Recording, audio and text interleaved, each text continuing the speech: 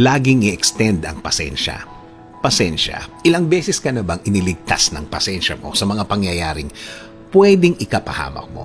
Ilang beses ka na bang iniligtas ng pasensya mo sa away?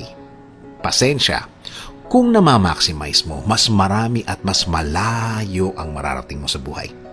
Ilang pag-aantay na ba ang naging rewarding sa nag-extend ng pasensya? May mga linyang, buti na lang nag-antay ako ng kahit kaunti. Kung hindi, walang nangyari sa lakad ko. Kung gagamitin natin ang ating pasensya, laging lagyan ito ng extension o pahabain pa ng kaunti. Dahil marami ang nagiging benepisyo ng mga taong ginagamit ng tama ang kanilang pasensya. May disiplina silang nabubuo sa kanilang mga sarili na nakakatulong sa kanila sa anumang aspeto ng buhay. Ang pag-i-extend ng pasensya ay isang pagtanggap ng mga bagay na kailangan talagang mangyari. Nagmamasid sa mga susunod na kabanata at tanggapin ng maaga ang